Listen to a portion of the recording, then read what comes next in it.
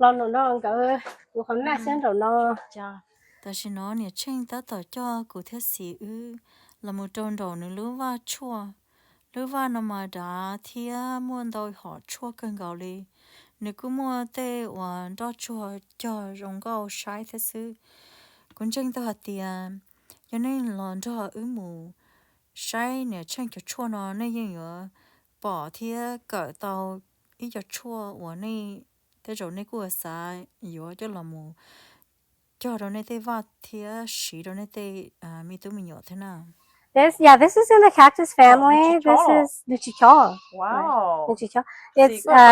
It's a monkey tail. Monkey tail. Yeah. Yeah. Most cactus Txog, đó là cho nó Txog. Yeah, cho nó it's supposed to bloom. Ít cho ba rồi. Lo, nếu mà ba thế trong lúc nếu mà ba thế là đó là nó chỉ tao bloom. Nó tôi chắc có tao thay đổi cho bé sai nè. Yeah, yeah. But it's called monkey tail because it looks like a monkey's tail. Yeah. cho nên ôi biết gì mà mới tụi cá ôi nó nè. Cá dừa. Cá dừa ấy rồi. Yeah. Cho nó trong chua theo. Yeah. I started late and so nu chỉ lo trong này rồi. Chúng ta lo mà the leaf was so big, it was really tall. Yeah, chúng nó nu mấy cho rồi because chúng mình chỉ hỏi là một take care này it's a little bit small. Yeah, cũng hay nhìn collect trâu này rồi. Cũng collect different kind of trâu. Chúng nó huli cha. Tụi có trâu liếc rồi. Yeah. So there's different kinds. Tụi nó if you look at it. Tụi nó kiểu trâu đó, you see how this one is different. More different color. Yeah, nếu như tụi nó sử dụng chỉ chiếm bảo tụi nó. Yeah. So yeah, I love trâu. That's why today mua trâu lên tàu. I noticed that. Trâu đi chợ lắm mất tà đây.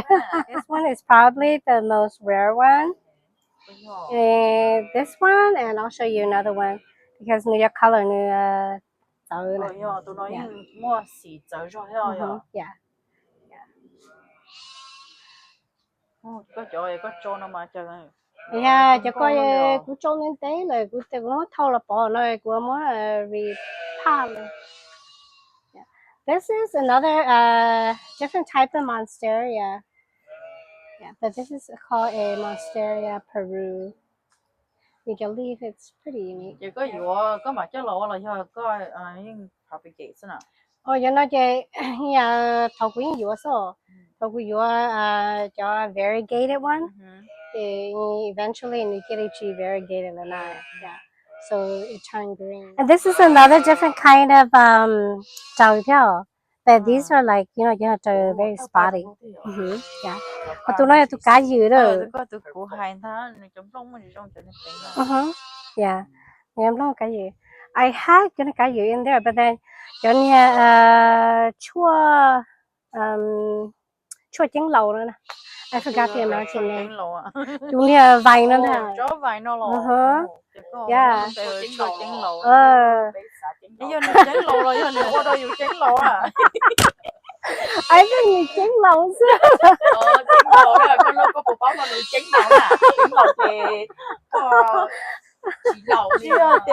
Chua mới tôi dùng coi như trứng lầu hỏi giờ này giờ chua trứng lầu. Ai lỡ hay mà từ này xí phía này thả mà này thì you know cho đây thế này chỉ lầu rồi đấy gọi như trứng lầu rồi. Ô lá lấy cái đó không có chơi nó tàu mà cái nó đó rồi là nó ta cái trứng lầu cái ha chỉ lầu thế à? Hello.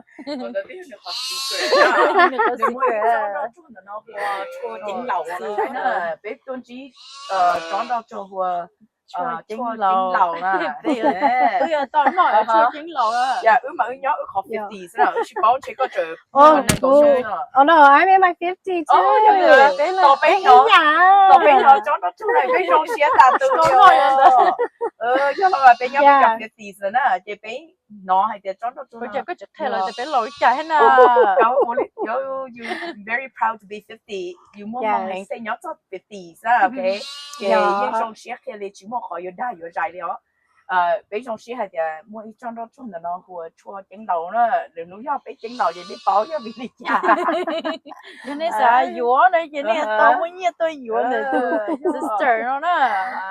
Yes. Yeah, this is called the toothache plant. It has a numbing effect. So if they có món quần này rồi, chỉ có muốn lúc đầu là chỉ dẫn đi là mò cho numbing effect đó. Yeah. numbing effect 嗰種啊，一個係知道路，八知道個，đó của chị á. Yeah, chị.